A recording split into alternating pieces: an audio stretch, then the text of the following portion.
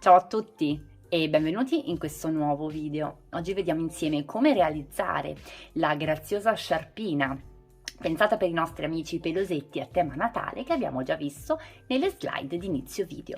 Cosa ci occorre per realizzare questo progetto? Intanto ho scelto il filato Baby K di casa Tessiland, un filato composto dal 60% di lana e dal 40% di acrilico, un filato che non mi delude mai, è un filato molto morbido che non crea alcun tipo di allergia. Ho scelto i toni naturalmente natalizi, parliamo di un rosso e di un panna. Abbinerò l'uncinetto numero 3,5.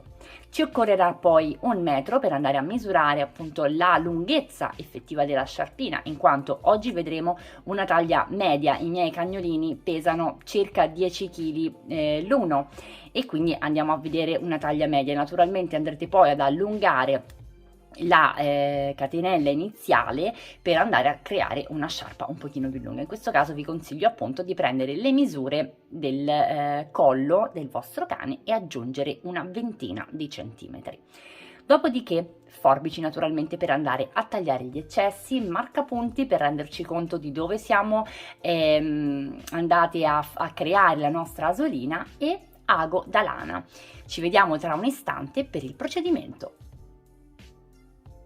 Prima di procedere con il tutorial vorrei ricordarvi di iscrivervi al canale se ancora non lo avete fatto, di attivare la campanella per non perdere nessuno dei miei video e di seguirmi anche su Instagram se ne avete voglia. Vi lascio il mio link in descrizione. Passiamo ora al tutorial. Vado a prendere il filato principale, quello che comporrà il corpo della mia sciarpina. Dico questo perché naturalmente siete liberi di utilizzare la combinazione di colori che preferite qualora non voleste necessariamente creare una sciarpina a tema natalizio. Nel mio caso è così e quindi mi vado a fare il mio nodino iniziale con il rosso. Ed eccoci qui, inserisco l'uncinetto. Per la taglia dei miei cagnolini, che sono una taglia medio-piccola, sono dei pincher nani, ho deciso di realizzare una sciarpina lunga 46 cm. Quindi vado a realizzare con l'uncinetto del 3,5 65 catenelle.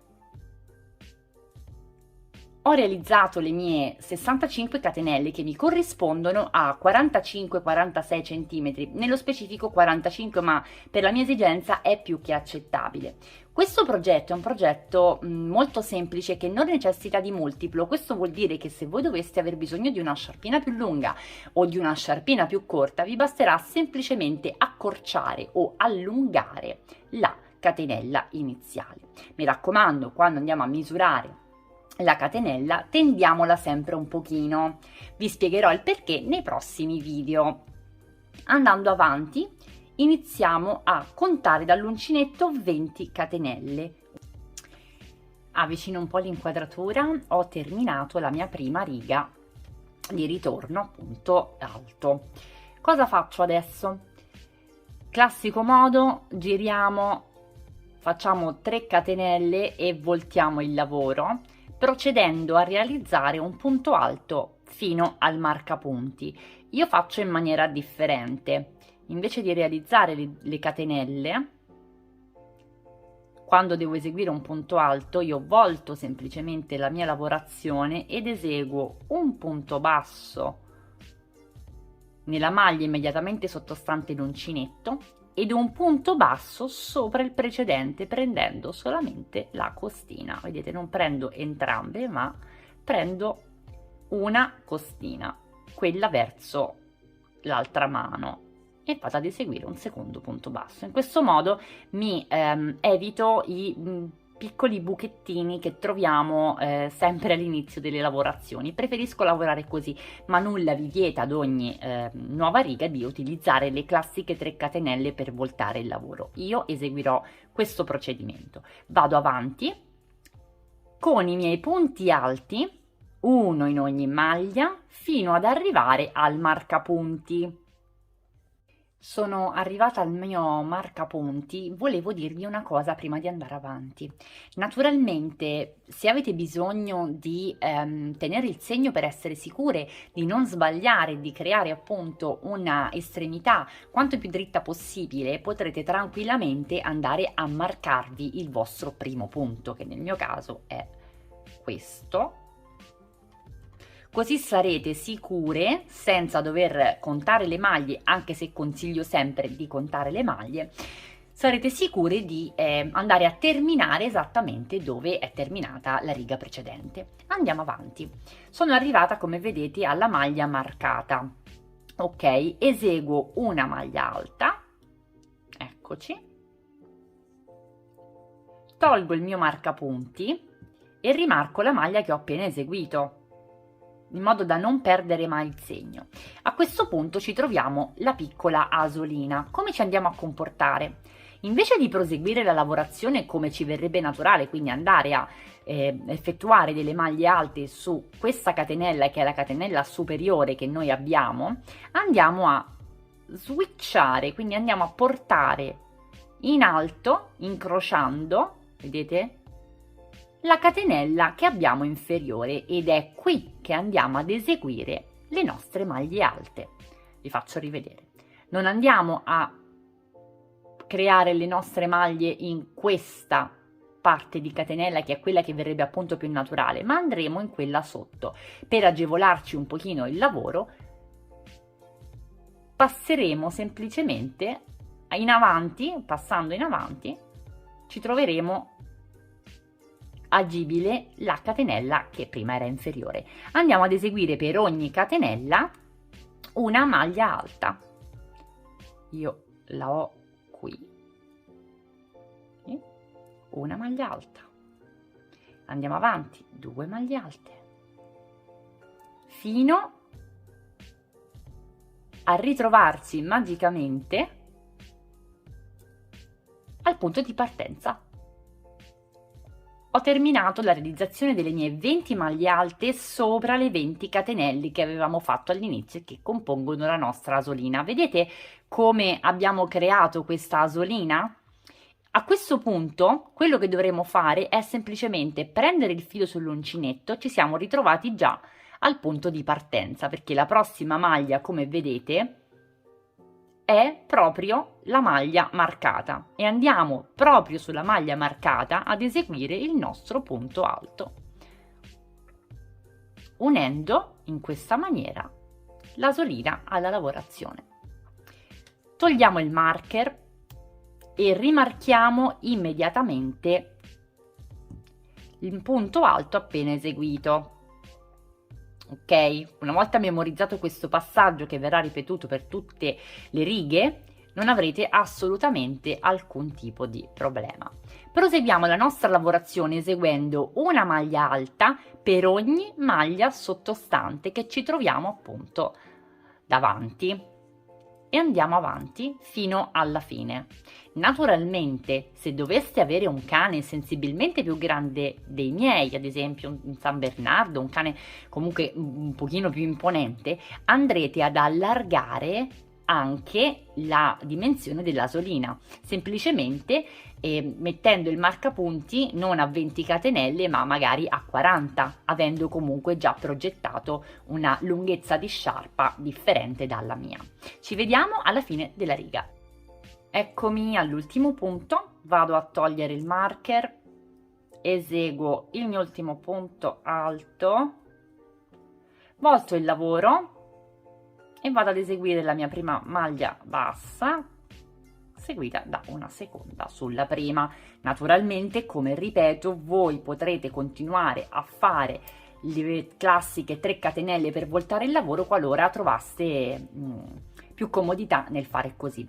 Continuo con una bella riga di punti alti, punto su punto, quindi un punto per ogni punto sottostante, fino ad arrivare al marker. Rivediamo insieme un'altra volta il procedimento per l'asolina. Sono arrivata all'inizio della mia asolina, quindi dove ho il marker. Vado ad eseguire una maglia alta, tolgo il mio marker e vado subito a rimarcare il punto che ho appena eseguito. Da qui faccio la stessa cosa che ho fatto per la riga precedente, quindi non vado a continuare le mie maglie nella fila di punti che mi troverei naturalmente più comoda, ma vado a prendere, vedete, la parte inferiore, semplicemente incrociandola sul davanti, quindi tenendola dietro, diciamo, vado ad eseguire una maglia alta nella prima maglia che mi trovo disponibile, in questo modo. Proseguo, naturalmente, per essere sicuri di creare un'asolina che sia sempre lineare ed esteticamente più carina, accertatevi di eseguire sempre 20 punti, contateli. Ovviamente, come mi ripeto, se doveste avere un'asola più lunga, contate i punti come sempre di volta in volta, magari saranno 30, magari saranno 40, questo lo specifico ma credo sia implicito. Andiamo avanti, eseguiamo le nostre maglie, una per ogni maglia che troviamo sottostante. Ok, sono arrivata. Ora mi rimane da togliere il marcapunti, eseguire la mia maglia alta al suo posto e rimarcare il punto appena eseguito. Da qui in poi andiamo a continuare la nostra riga di punti alti fino al termine della stessa, ok? Eseguiamo tante righe quanto vogliamo larga la nostra sciarpa. Nel mio caso ne farò qualcun'altra, ma il procedimento sarà esattamente identico, quindi continuiamo con i nostri punti alti, voltiamo il lavoro e facciamo una riga successiva, arriviamo al marcapunti, eseguiamo una maglia, rimarchiamo e andiamo a prendere l'asolina che ci troviamo più scomoda, la parte dell'asolina che ci troviamo più scomoda, e andiamo a proseguire con i nostri punti alti. Vi faccio andare avanti, qualora doveste avere dubbi mettete tranquillamente indietro questo passaggio, ve l'ho già mostrato un paio di volte, ci vediamo tra qualche riga. Come anticipato ho cagnolini molto piccini e quindi sono già arrivata alla mia dimensione. Naturalmente voi potrete continuare, avendo magari una sciarpa un pochino più lunga, ad alzare le righe nella stessa identica maniera che abbiamo visto finora. Nel mio caso ho terminato, quindi vado a togliere il marcapunti, eseguo la mia ultima maglia alta, faccio una catenella di sicurezza e taglio il mio filo. Il corpo principale della nostra sciarpina è pronto, già la trovo molto graziosa. Andiamo a vedere come realizzare il bordo e qui ho studiato uno stratagemma che mi farete sapere se gradite oppure no. Allora, come andiamo a procedere per evitare di tagliare tanto filo, visto che c'è un procedimento un po' particolare per quello che può riguardare l'asola e noi dobbiamo creare invece un bordo che sia omogeneo ed esteticamente carino, vado a partire dal centro della mia sciarpa. Potete scegliere un punto qualsiasi, più o meno, che non sia però il punto angolare, quindi vado ad inserire il mio uncinetto in questo punto nel mio caso, vado a fare un cappietto con il filato bianco, panna, e mi vado ad inserire con una catenella e vado già a rimarcare subito con un punto basso ed eseguo dei punti bassi dove vedo che ho strada agibile. Non tirate il lavoro, mi raccomando, lasciatelo morbidino in modo da non creare poi diciamo fastidiosi inestetismi, quindi lasciatelo morbidino un pochetto. Quindi andiamo avanti con i nostri punti bassi fino ad arrivare, ci sono quasi, me ne manca uno, fino ad arrivare all'angolo. Arrivati all'angolo facciamo un aumento, quindi 2 punti bassi nello stesso punto. Proseguiamo girando il lavoro Ovviamente ingloberemo poi le nostre codine e andiamo ad eseguire appunto un punto basso nella prima maglia. Vedete che sto creando un angolo senza troppi spigoli, che sia un po' morbido e che non tiri la lavorazione. Andiamo a proseguire con i nostri punti bassi su ogni punto. Io in questo caso ho davanti le catenelle iniziali, quindi prendo un'estremità, un filetto della catenella e vado ad eseguire il mio punto basso. Andiamo avanti, andiamo punto su punto fino ad arrivare all'asolina. Io sono arrivata, vedete, ho terminato il mio primo giretto la mia prima parte, diciamo, di punti bassi e sono praticamente arrivata all'ultimo prima dell'asola.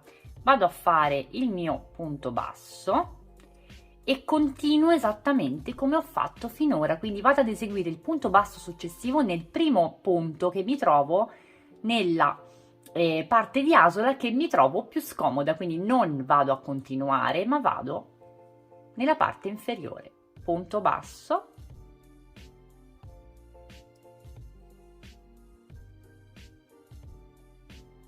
due, vado avanti fino a ritrovarmi al punto di partenza.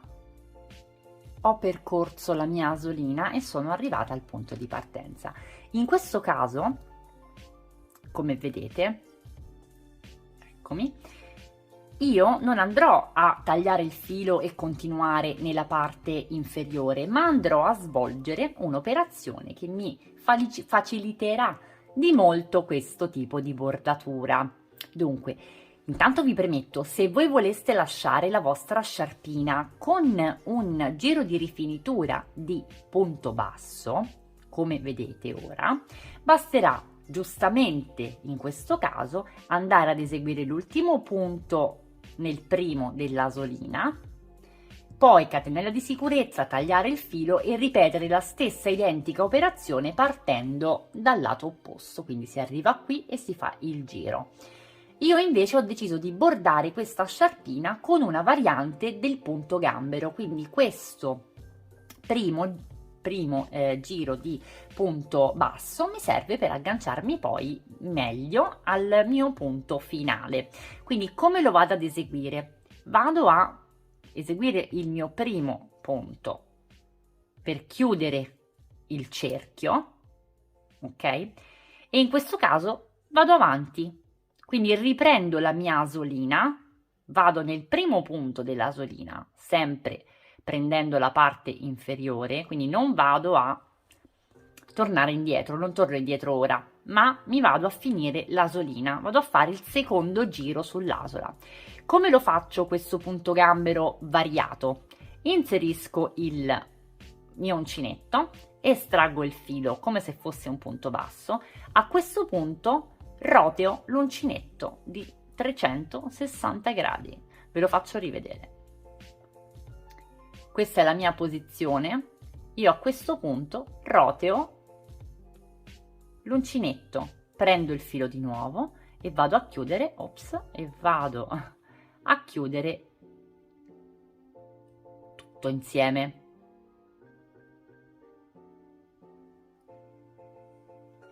Ecco qua, ora è venuto bene.